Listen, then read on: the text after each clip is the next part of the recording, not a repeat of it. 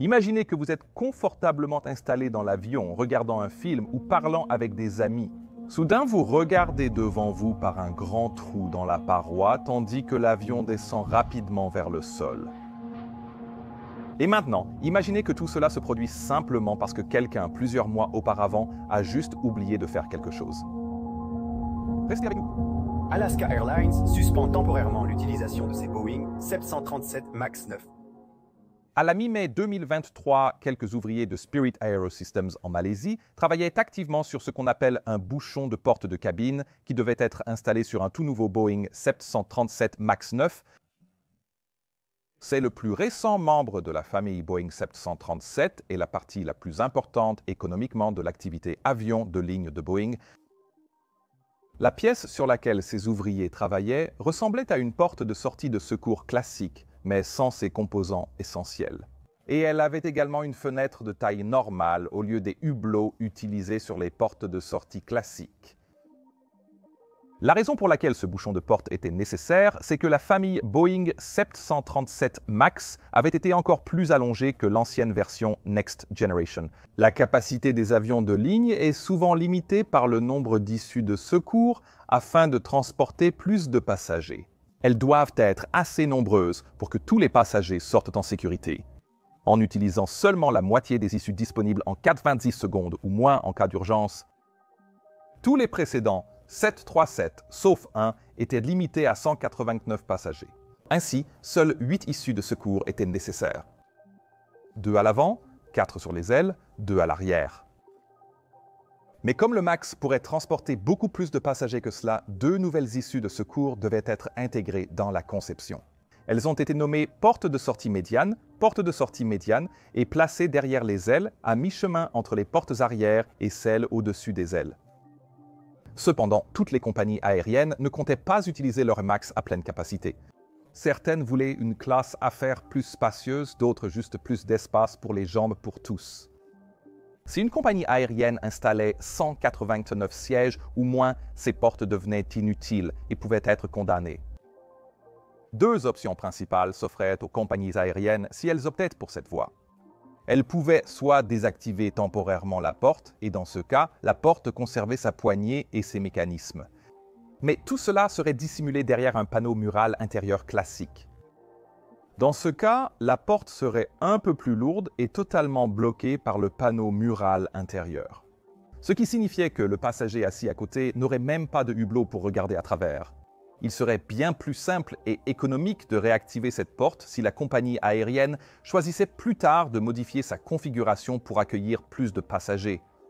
La deuxième option était celle sur laquelle ces hommes travaillaient, un bouchon de porte. Si une compagnie aérienne était assez certaine qu'elle n'aurait jamais besoin d'utiliser ces issues, eh bien, alors ces issues pouvaient être bouchées avec ce dispositif à la place.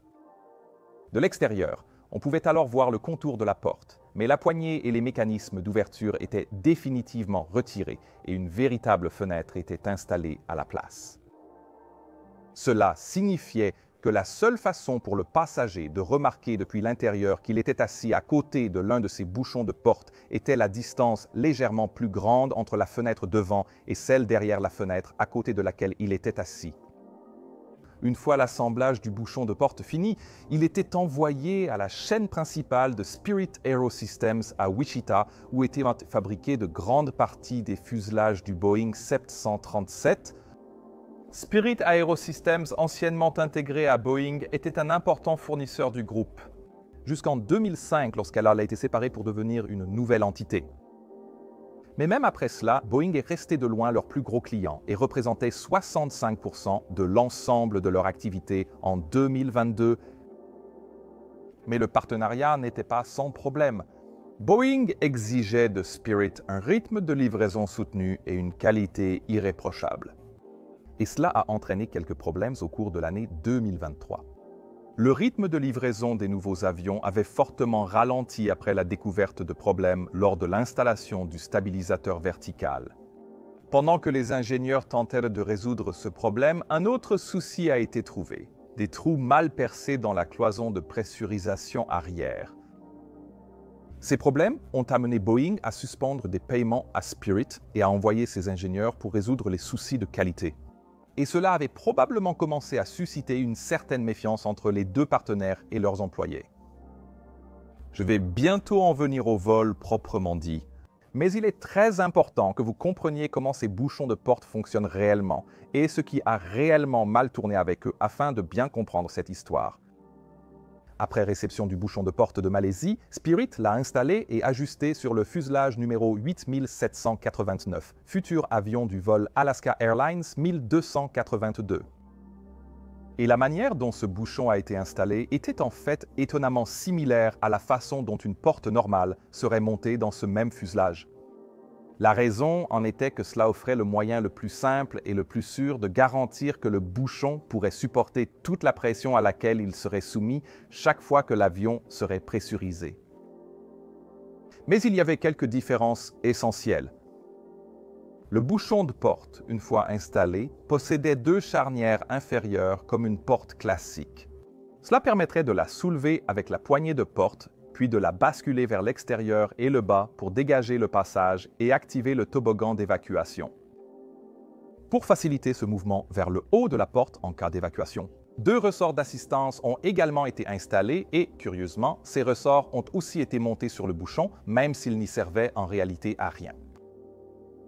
Deux rouleaux ont été posés en haut du cadre de la porte et s'inséraient dans deux guides supérieurs sur le bouchon de porte. Après avoir mis en place le bouchon de porte, les fixations de charnière inférieure et les guides supérieurs étaient bloqués avec 4 boulons, des écrous à créneaux et des goupilles. Dans les guides supérieurs, ces boulons étaient insérés pour bloquer totalement le mouvement du rouleau. Dans la partie inférieure, les boulons traversaient les guides de charnière, les verrouillant et rendant les ressorts en dessous inoffensifs.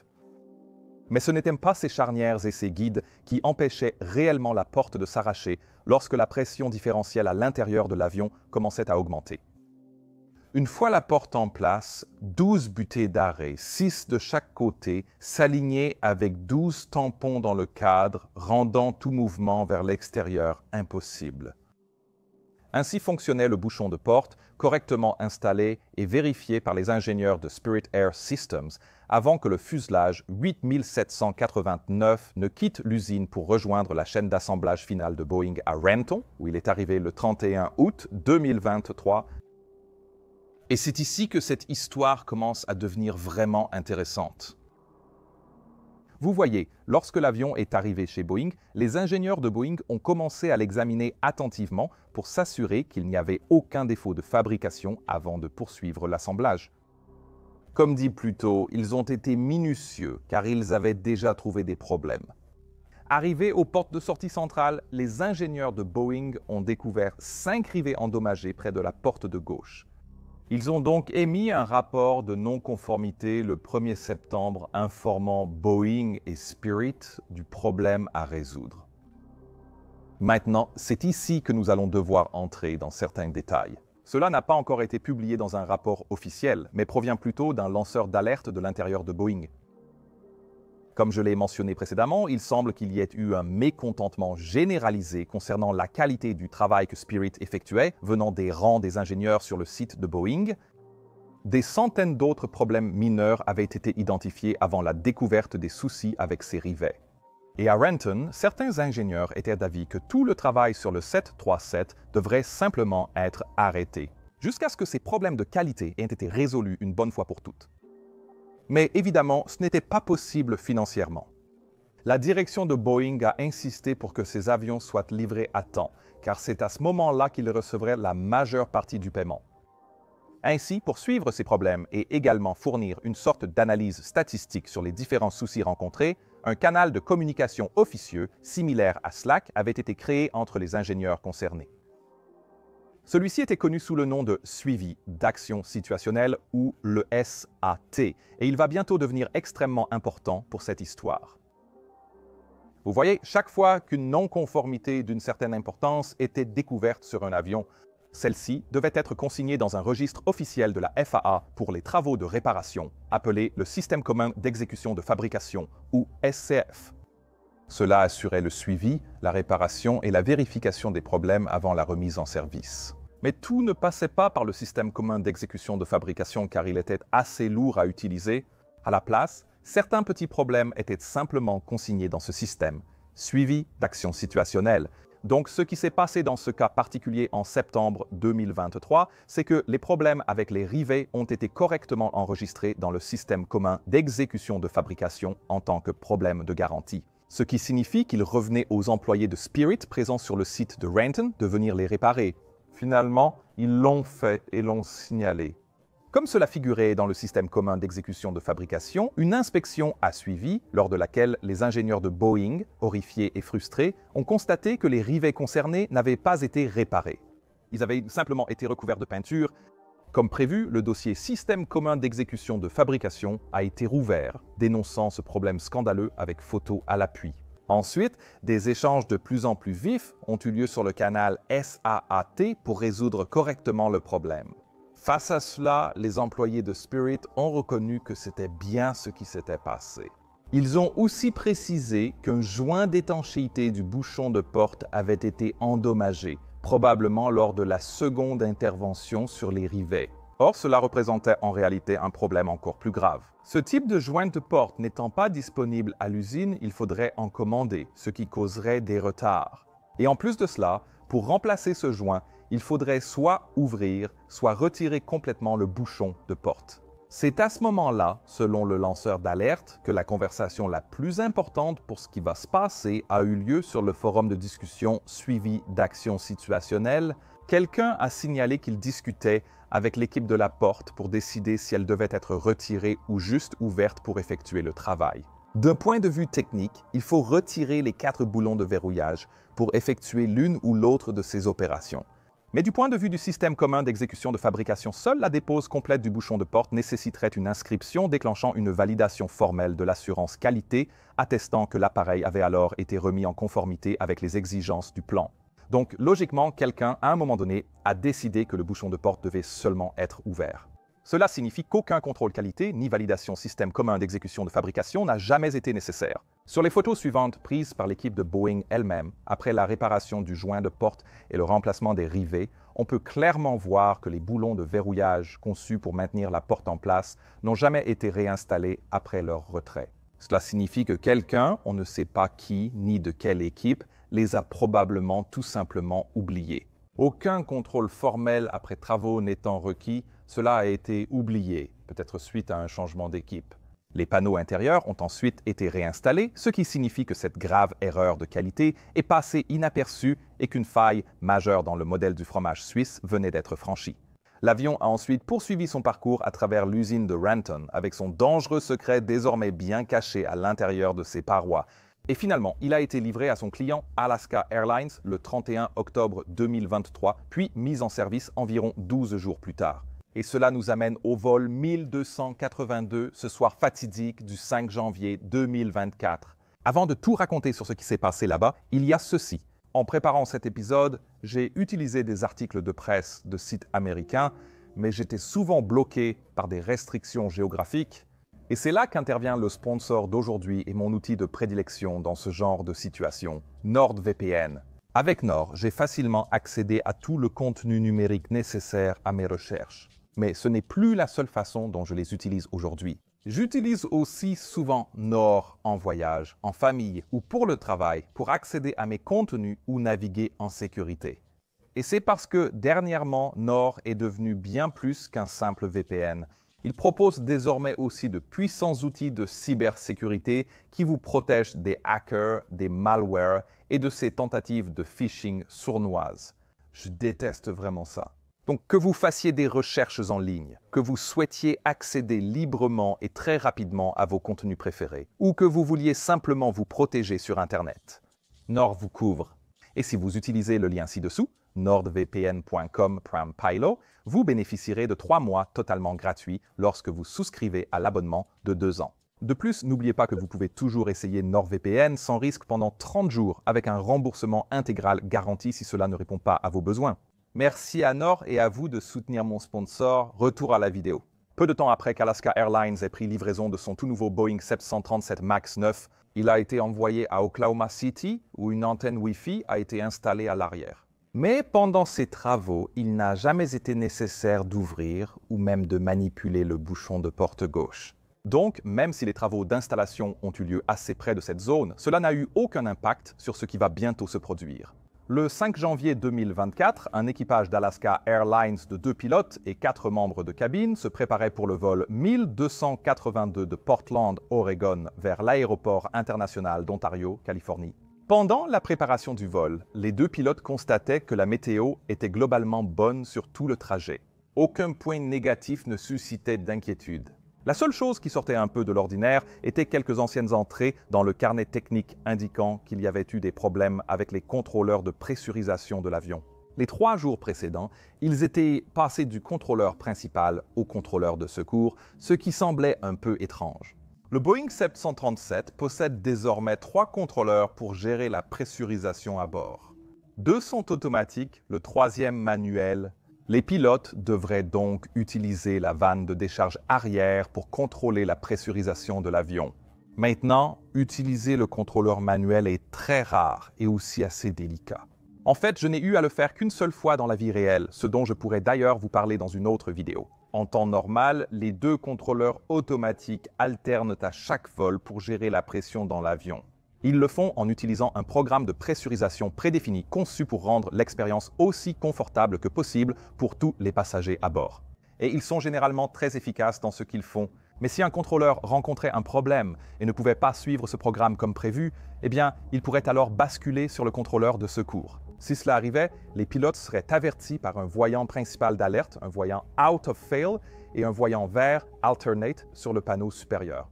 Nous suivrions alors simplement la checklist associée aux situations non normales, qui nous indiquerait simplement de basculer le contrôleur. Passer en mode Alternate, ce qui éteindra le voyant principal d'alerte et le voyant Out of Fail. Mais le voyant Alternate, le voyant vert, resterait allumé, indiquant que nous ne fonctionnerions désormais qu'avec un seul contrôleur. C'est donc probablement ce qui s'est passé lors de ces vols précédents, et dans des circonstances normales, cela ne signifie pas forcément qu'il y ait quoi que ce soit de dangereux. Il pourrait simplement y avoir un type de panne interne dans l'un de ces contrôleurs. Et puisqu'il y a une redondance grâce au système de secours et aussi au mode manuel dans le pire des cas, cela ne nécessite pas d'immobiliser immédiatement l'avion tant que le contrôleur restant fonctionne correctement. Comme cela s'était déjà produit lors des 3 vols précédents, Alaska Airlines avait décidé de limiter cet avion au vol au-dessus des terres. Cela peut sembler un peu étrange, puisque nous savons ce qui s'est finalement passé. Pourquoi n'ont-ils pas juste immobilisé l'avion s'ils savaient qu'il se passait quelque chose de louche?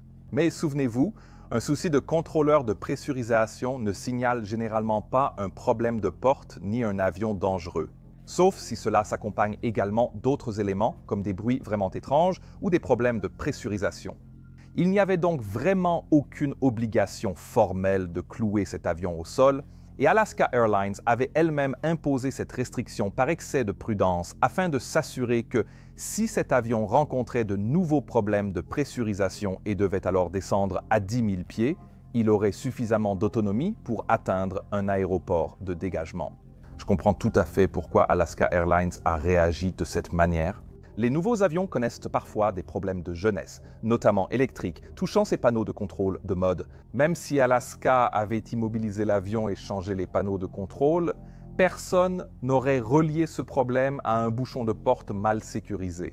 Rappelez-vous, ces bouchons étaient sécurisés avec 4 boulons, et à cause de cela, il n'y avait même pas de système de surveillance pour eux dans le cockpit. Ils étaient censés faire partie de la structure de l'avion et c'est tout.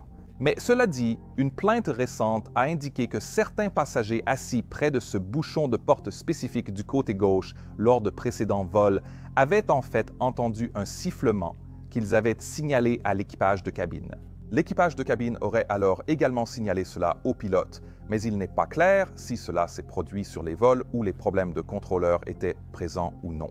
Dans tous les cas, cela n'a jamais été inscrit dans le carnet technique. Quoi qu'il en soit, les 2 pilotes qui allaient maintenant effectuer le vol 1282 ont probablement discuté de ces remarques et des restrictions que l'avion avait. Mais comme cela ne les affectait pas vraiment, ils ont simplement convenu de le garder à l'esprit et de le signaler à la maintenance si cela se reproduisait. C'était la fin de l'après-midi en janvier, donc il commençait déjà à faire sombre dehors lorsque l'équipage de cabine a commencé à embarquer les 171 passagers prévus pour le vol, L'avion comptait 178 sièges passagers, ce qui signifiait que quelques sièges restaient vides et, par miracle, ces sièges comprenaient le 26 Alpha et Bravo. Les pilotes qui travaillaient ensemble sur ce vol étaient tous deux très expérimentés. Le commandant de bord, futur pilote en fonction, comptait plus de 12 700 heures de vol, dont environ 6 500 sur Boeing 737. Son copilote avait 8 300 heures d'expérience au total, dont environ 1 500 heures sur le 737.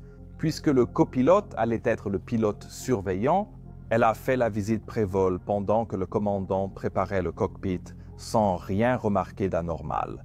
Lorsqu'elle est retournée dans le cockpit, le commandant de bord lui a fait le briefing pour le départ et ensemble, ils ont terminé la dernière partie de la préparation du cockpit et les checklists. Tout semblait parfaitement en ordre et ils étaient bientôt prêts pour le pushback. Vers 17h50, le vol Alaska Airlines 1282 a quitté sa porte d'embarquement et s'est dirigé vers la piste pour le départ. La checklist avant décollage et les briefings furent vite terminés et à 17h, 6 minutes et 47 secondes, le commandant a aligné l'avion sur la piste, stabilisé les moteurs à 40% N1, puis pressé les boutons Take Off, Go Around, accélérant ainsi l'avion. La rotation s'est bien passée. Le train d'atterrissage a été rentré après le décollage et l'avion a vite viré à gauche vers le sud-est. En montant aussi vers leur altitude autorisée de 7000 pieds, transférés rapidement sur la fréquence départ de Portland, ils ont reçu l'autorisation de monter à 15 000 pieds en poursuivant leur route autorisée. Dans un Boeing 737, les pilotes vérifient plusieurs fois la pressurisation de la cabine pendant la montée, puisque c'est l'un des systèmes de survie les plus importants que nous ayons à bord. Une détection précoce d'un problème dans ce système peut nous aider à éviter beaucoup de problèmes par la suite. Ces vérifications sont prises très au sérieux. La première vérification se fait lors de la checklist après le décollage, généralement au-dessus de 3000 pieds. À ce moment, dans ma compagnie aérienne, nous libérons l'équipage de cabine pour commencer leur service, mais il n'est pas certain que ce soit la procédure chez Alaska Airlines. Quoi qu'il en soit, la prochaine vérification de la pressurisation est effectuée lorsque l'avion passe 10 000 pieds, puis elle est répétée à chaque fois que nous montons de 10 000 pieds supplémentaires. Ici, rien ne montre que l'équipage ait remarqué des problèmes de pressurisation lors des 2 premières vérifications. La cabine montait normalement à environ 800 à 1000 pieds par minute. Et comme l'avion montait beaucoup plus vite que cela, la pression différentielle avait maintenant commencé à augmenter à l'intérieur de la cabine, comme cela s'était produit à de nombreuses reprises auparavant. Mais cette fois, quelque chose de très grave était en train de se produire à l'arrière de la cabine de l'avion. Comme vous le savez, les 4 boulons censés verrouiller le bouchon de la porte de sortie centrale gauche étaient absents, donc seul son poids le maintenait en place. Si la porte était bien dans ses guides, les 12 butées étaient alignées avec les tampons d'arrêt du cadre, empêchant tout mouvement vers l'extérieur. Mais pendant ce vol, et peut-être lors de plusieurs vols précédents, le bouchon avait commencé à se déplacer légèrement vers le haut. Nous ne savons pas exactement pourquoi cela s'est produit. Cela peut venir des vibrations naturelles de la cellule, de la turbulence ou de l'effet des ressorts d'assistance mentionnés plus tôt. Mais dans tous les cas, à chaque mouvement, la pièce insérée forçait désormais les butées et les patins à se désaligner de plus en plus les uns par rapport aux autres. Le vol a vite reçu l'ordre de contacter le centre de contrôle aérien de Seattle et lorsque la copilote l'a fait, elle a reçu l'instruction de poursuivre leur montée jusqu'au niveau de vol 230, c'est-à-dire 23 000 pieds. Ceci a aussi été relu et les enregistrements du contrôle aérien montrent clairement l'absence de stress dans la voix de la copilote à ce moment. Tout était parfaitement normal, mais cela allait bientôt changer. Après 10 000 pieds, le commandant a autorisé l'avion à accélérer à leur vitesse de montée économique de 271 nœuds poursuivant vers Ontario. L'avion montait à ce stade à environ 2500 pieds par minute et la pression différentielle de la cabine était montée à 5,7 livres par pouce carré ou PSI. À titre de référence, la pression différentielle normale en croisière élevée est de 8,35 livres par pouce carré. Cela signifie que la pression différentielle était à environ 68% de celle en croisière. Mais maintenant, à l'instant 17h, 12 minutes et 33 secondes, le bouchon de porte avait finalement atteint une position de non-retour. Dans un fracas assourdissant, les derniers millimètres des patins d'arrêt se sont maintenant déformés contre les butées, puis ont complètement cédé. Puisqu'il n'y avait plus rien pour la maintenir en place, la porte s'est alors déplacée violemment vers l'extérieur puis vers le bas dans le flux d'air, provoquant une force suffisamment puissante pour l'arracher complètement des charnières inférieures et la projeter loin de l'avion. Par pur hasard, la porte arrachée n'a pas heurté le stabilisateur arrière en s'envolant, ce qui aurait pu causer bien plus de dégâts. Et à la place, elle a simplement commencé à tournoyer en direction de la campagne en contrebas, et beaucoup d'autres choses ont fait de même. Le bouchon arraché ayant créé un trou de la taille d'une issue de secours dans le fuselage, les panneaux muraux et l'isolation autour ont immédiatement suivi la porte à l'extérieur. La surpression accumulée dans l'avion s'est aussitôt échappée par l'ouverture pour s'égaliser avec la pression extérieure plus basse. Le vent qui en a résulté était suffisamment fort pour arracher complètement la chemise d'un garçon de son corps. Il a aussi arraché les téléphones des passagers, et tout objet non attaché près de l'ouverture a été aspiré dehors. Le vent, aussi fort qu'un ouragan, a retiré le rembourrage de plusieurs sièges et fait pivoter de 20 degrés vers l'extérieur le dossier du siège 26 alpha situé près du trou. Mais ce n'était pas seulement à proximité immédiate du trou que des choses se produisaient désormais. La dépressurisation était assez puissante pour aussi déformer les parois latérales de l'avion. Encore une fois, par miracle, les 2 sièges près du couloir étaient libres. Si cela n'avait pas été le cas ou si quelqu'un avait marché près du bouchon à ce moment-là, cette histoire aurait pu finir tout autrement. Dans le cockpit, les effets de cette décompression explosive furent immédiats et terrifiants. L'avion était en train de monter à 14 830 pieds lorsque le bouchon a disparu. Et le premier signe de cela fut que la porte verrouillée du cockpit s'est soudainement ouverte alors que l'air du cockpit commençait à se précipiter vers la coque. Le fait que la serrure de la porte se désengage et s'ouvre en cas de dépressurisation rapide était en réalité une caractéristique de conception. Mais Boeing avait oublié d'en informer les pilotes. Cela dit, cela a parfaitement du sens, car on ne veut surtout pas qu'une énorme force de pression différentielle s'exerce sur les cloisons intérieures de l'avion. Encore une fois, il aurait été utile de le savoir. Quoi qu'il en soit, la porte s'est ouverte avec une telle force qu'elle est venue se coincer et déformer la porte des toilettes avant en s'ouvrant. Quand l'air s'est engouffré dehors, la tête du commandant de bord a heurté son viseur tête haute, manquant d'arracher son casque audio. Le casque audio du copilote a été arraché. Et pendant que cela se produisait, l'alarme d'altitude cabine s'est déclenchée, signalant que l'altitude cabine dépassait désormais 10 000 pieds et n'était donc plus sûre. On peut imaginer le choc que cela a dû provoquer, et je n'ai même pas mentionné que tout ce qui pouvait s'envoler dans le poste de pilotage l'a probablement fait, y compris la poussière, la saleté et les objets non fixés qui ont pu être soulevés du sol et finir directement dans les yeux des pilotes. Leurs oreilles auraient aussitôt ressenti une décompression, l'altitude cabine étant passée de 3 000 à 15 000 pieds en quelques secondes. Et tout cela aurait été extrêmement désorientant pour toute personne qui n'était pas formée à ce genre de situation.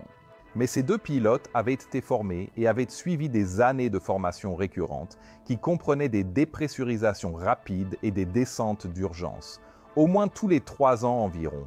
Dans le cadre de cette formation, on leur avait appris que la toute première chose à faire lorsqu'ils entendent l'alarme d'altitude cabine est de mettre leur masque à oxygène. Nous faisons cela avant toute autre chose. Et cela parce qu'à l'altitude de croisière, nous n'avons que quelques secondes de temps de conscience utile avant de perdre le contrôle mental à cause de la très faible pression. Maintenant, à l'altitude à laquelle ils se trouvaient, ils disposaient d'un peu plus de temps que cela, mais mettre le masque restait la première chose qu'ils faisaient. Et c'est pour cette raison que l'avion a en fait continué à monter de 1500 pieds supplémentaires avant que le commandant de bord ne l'arrête. Je sais que certaines personnes ont réagi à cela, mais encore une fois, cela me paraît tout à fait logique. Vous voyez, lorsque la dépressurisation s'est produite, le pilote automatique était engagé et probablement réglé pour effectuer une montée douce. Il a fallu un peu plus d'1 minute aux pilotes pour s'orienter, sortir les masques et les mettre sur leur visage, trouver les casques, puis établir la communication entre membres d'équipage. Et pendant ce temps, l'avion a simplement continué à monter comme si de rien n'était. Après avoir mis les masques et avoir pu se parler, l'étape suivante était que le commandant reprenne les commandes, ce qui était déjà fait, et stoppe la montée. Le commandant aurait demandé d'appliquer les procédures de dépressurisation rapide. Le copilote aurait alors exécuté et vérifié des procédures à mémoriser, issues de la checklist qu'elle connaissait par cœur. Elles comprennent masques à oxygène sur le visage, communication de l'équipage à 100% établie, mode de pressurisation sélectionné en manuel et fermeture de la vanne de décharge. Ces premières actions sont effectuées pour préserver la conscience des pilotes et établir la communication entre eux, et pour vérifier si la dépressurisation vient du système de pressurisation de l'avion. Rappelez-vous qu'à ce stade, ils n'avaient aucune idée de ce qu'il avait provoqué. Ensuite, ils auraient vérifié si ces actions avaient résolu le problème en contrôlant l'altitude cabine et la pression différentielle. Et dans ce cas, l'altitude cabine aurait été proche de l'altitude de l'avion et la pression différentielle aurait été proche de 0. Ces premières actions étaient inefficaces, l'avion restait dépressurisé. Normalement, dans ce cas, les deux pilotes conviendraient que la cabine n'est toujours pas sous contrôle, ce qui conduirait à une descente d'urgence. Mais notez bien qu'il ne s'agit pas d'une décision automatique à prendre. Une descente d'urgence est une manœuvre potentiellement dangereuse en raison du trafic en dessous d'eux et du fait qu'ils descendraient maintenant sans autorisation. Il est donc vraiment important de prendre quelques instants à ce stade pour évaluer la situation, ce qui est probablement aussi ce que ces deux pilotes ont fait. La descente d'urgence comprend également des éléments à mémoriser qui sont répartis entre les éléments du copilote et ceux du commandant de bord. Le copilote commencera par le panneau supérieur pour vérifier que les masques à oxygène des passagers sont bien descendus, ce qui se fait en réalité automatiquement lorsque l'altitude cabine dépasse 14 000 pieds. Elle aurait ensuite réactivé le signal des ceintures, ce qui aurait aussi pu se faire automatiquement. Cela permet de vérifier l'exécution, puis de passer les commutateurs des moteurs en mode continu et d'allumer tous les feux extérieurs pour rendre l'avion aussi visible que possible au trafic, car il va entamer une descente sans autorisation. Elle ira ensuite à la console centrale et entrera le code 7700 sur le transpondeur, signalant une urgence à toutes les unités de contrôle aérien proches. Puis elle effectuera le premier appel Mayday au contrôleur aérien en expliquant le problème en informant le contrôleur qu'ils vont descendre à 10 000 pieds ou à l'altitude minimale de secteur selon la valeur la plus élevée. Elle demandera également la pression atmosphérique au niveau de la mer locale si nécessaire. Pendant que la copilote effectue ses actions, le commandant de bord commencera par annoncer la descente d'urgence à l'équipage de cabine via le système de sonorisation. Tout le personnel de cabine encore debout devrait alors s'asseoir immédiatement où il se trouve. Ensuite, mettre un masque à oxygène s'ils ne l'ont pas déjà fait. Il réglerait ensuite 10 000 pieds ou l'altitude minimale de sécurité selon la plus haute sur le panneau de contrôle, sélectionnerait le changement de niveau puis envisagerait de tourner à droite ou à gauche pour éviter de descendre dans le trafic sur la même voie aérienne et éventuellement augmenter la vitesse. Mais il n'augmenterait la vitesse que s'il est certain que l'intégrité structurelle de l'avion n'est pas en doute. S'il n'en est pas sûr, il doit maintenir la vitesse actuelle, ce qu'il a d'ailleurs fait dans ce cas. Après cela, il peut simplement laisser sa main descendre et ramener les manettes de poussée au ralenti, puis relever la manette des aérofreins. Une fois cela fait, il peut remonter sa main vers le panneau de contrôle et ajuster n'importe quelle valeur. Faire les choses de cette manière va entraîner une descente immédiate et rapide de l'avion jusqu'à une altitude où l'air est respirable. Et cette procédure est quelque chose que nous pratiquons vraiment beaucoup au simulateur pour s'assurer qu'elle reste bien en mémoire, au cas où cela arriverait un jour dans la vie réelle, justement à cause du caractère dramatique de cette panne. Dans ce cas précis, nous ne sommes toujours pas complètement certains des étapes exactes de la procédure de dépressurisation rapide et de la descente d'urgence qui ont réellement été effectuées, puisqu'il se trouvait déjà à une altitude relativement basse lorsque cela s'est produit. Nous savons que la vitesse verticale n'a pas atteint les valeurs très élevées auxquelles on pourrait s'attendre lors d'une véritable descente d'urgence, et la vitesse n'a pas non plus été augmentée.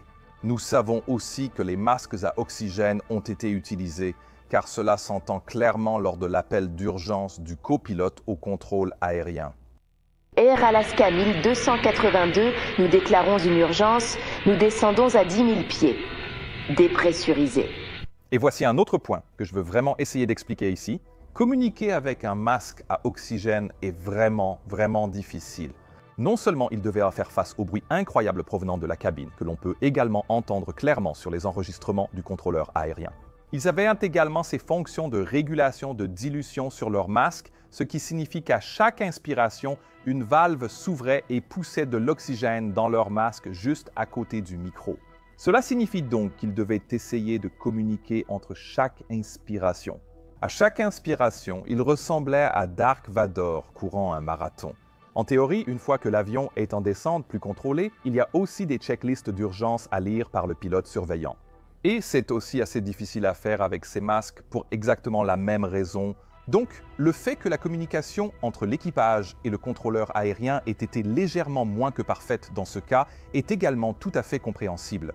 Pendant que les pilotes faisaient descendre l'avion sous 10 000 pieds d'altitude cabine, la situation à l'arrière était apparemment chaotique. Tous les masques étaient tombés comme prévu par la conception, et leur fonctionnement consiste pour le passager à les mettre puis à tirer sur le tuyau. Lorsque l'un des 4 tuyaux par unité est tiré vers le bas, cela active le générateur d'oxygène à l'intérieur qui combine des produits chimiques pour commencer à produire de l'oxygène pendant environ 13 minutes. Cela est calculé pour permettre au pilote de descendre l'avion depuis son altitude maximale selon la procédure décrite. Les masques passagers vont mélanger l'oxygène provenant du générateur avec l'air extérieur. Et c'est pourquoi ils ne sont pas utilisés en cas de fumée dans la cabine. Ils ne seraient vraiment d'aucune aide, au contraire, ils alimenteraient simplement l'incendie à l'origine de cette fumée avec encore plus d'oxygène. Et lorsqu'on parle de fumée, ces générateurs produisent beaucoup de chaleur lorsque la réaction chimique est active. Il n'est donc pas rare qu'une odeur de brûlé apparaisse également dans ce genre de situation, ce qui est bien sûr assez effrayant, mais tout à fait normal. Mais dans ce cas, les gens semblent être restés remarquablement calmes compte tenu des circonstances. Des vidéos prises avec des téléphones portables lors de l'événement montrent des personnes assises calmement, attachées à leur siège, regardant à travers le trou de leur avion les lumières scintillantes qui défilent en dessous d'eux. On ignore combien de communications ont eu lieu entre le poste de pilotage et l'équipage de cabine, mais vu le bruit en cabine, il est probable qu'elles étaient rares. Un membre de l'équipage a réussi à dégager la porte du cockpit, coincée dans celle des toilettes, puis la refermer. Le pilote a ainsi bénéficié d'un bruit réduit et d'une meilleure concentration. L'avion est d'abord descendu à 9000 pieds, où l'alarme d'altitude cabine s'est enfin arrêtée. Après avoir complété les listes de vérification d'urgence, l'équipage a fait un briefing et s'est préparé à retourner immédiatement à Portland. Dans le cadre de la descente, l'avion avait viré à gauche, ce qui signifiait qu'il se trouvait assez rapidement au-dessus de l'axe prolongé de descente pour la piste 28 gauche, la même piste d'où ils avaient décollé. Le contrôleur aérien, dont on peut entendre dans la communication qu'il était un peu sceptique quant à la capacité de l'avion à descendre suffisamment vite depuis cette position, les a rapidement autorisés à Line Streamer Landing System, ce que l'équipage a finalement accepté. Ici, il est également important de souligner que dans une situation comme celle-ci, les pilotes doivent évaluer le risque potentiel de rester en vol plus longtemps et de descendre plus lentement par rapport à l'inconfort que les passagers devront maintenant endurer lors d'une nouvelle descente rapide et non pressurisée. Le commandant de bord, qui dans ce cas ne savait pas à quel point les dégâts sur son avion étaient graves, a choisi de le faire atterrir rapidement. Cela aurait impliqué de configurer l'avion rapidement puis de descendre fortement pour le stabiliser en finale. L'approche a ensuite été effectuée sans autre incident, même si cela a dû être une terrible épreuve pour les passagers à l'arrière. Rappelez-vous, non seulement cela aurait été incroyablement bruyant, mais il aurait aussi fait assez froid puisque cela s'est produit en fait, un après-midi de janvier, la température au sol était d'environ 10 degrés Celsius. En plus de cela, une descente pressurisée normale se fait à environ 500 pieds par minute, alors que cette descente était bien plus rapide, ce qui aurait été ressenti dans les oreilles et les sinus de tout le monde. Quoi qu'il en soit, à 17h26 46 secondes, l'avion a atterri en sécurité sur la piste 28 gauche à Portland, puis a rejoint son emplacement. Malheureusement, l'équipage a oublié de retirer le disjoncteur du Cockpit Voice Recorder et comme l'avion est resté alimenté après l'événement, les 2 heures d'enregistrement en boucle continue sur l'enregistreur de voix du cockpit ont continué à enregistrer, ce qui signifie que les enregistrements de ce vol ont rapidement été écrasés. Mais sur les 177 personnes à bord, seuls 7 passagers et un membre d'équipage de cabine ont subi des blessures légères et les autres étaient totalement indemnes. Ce qui doit être considéré comme un résultat fantastique compte tenu des circonstances. En raison du caractère spectaculaire de l'événement et du fait qu'il impliquait un Boeing 737 MAX, l'accident a aussitôt attiré l'attention mondiale. Cette vidéo s'appuie sur les briefings de la FAA, le rapport préliminaire et des articles dont je mets les liens ci-dessous. Nous en saurons sûrement plus lorsque le rapport final sera publié. Mais j'ai estimé qu'il était important de partager cette vidéo dès maintenant, afin de vous donner une meilleure idée de ce que nous savons jusqu'à présent. Et je tiens à réitérer que cela n'a rien à voir avec la conception du Boeing 737 MAX lui-même. Il semble plutôt que ce soit un problème de qualité interne à Boeing et Spirit. Par mesure de précaution, Alaska Airlines a immédiatement cloué au sol sa flotte de 737 MAX 9 afin d'inspecter les bouchons de porte de sortie centrale sur tous leurs appareils. Ces inspections ont commencé le samedi matin, le 6 janvier 2024, et la FAA a publié une directive d'urgence sur la navigabilité le même jour, exigeant que tous les exploitants de 737 MAX 9 effectuent des inspections spécifiques avant que tout avion ne soit remis en service. La FAA examine désormais plus en profondeur les programmes de gestion de la qualité et de gestion de la sécurité au sein de Boeing et de Spirit et a, par mesure de précaution initiale, limité la capacité de production de nouveaux 737 MAX de Boeing jusqu'à ce que les problèmes de qualité aient été résolus. Si vous voulez en savoir plus et suivre l'actualité, abonnez-vous à ma chaîne sœur Mentor Now, consultez mon application Mentor Pilot et mon site mentorpilot.com. Vous pouvez soutenir notre travail en envoyant un super merci via le bouton en forme de $, ci-dessous.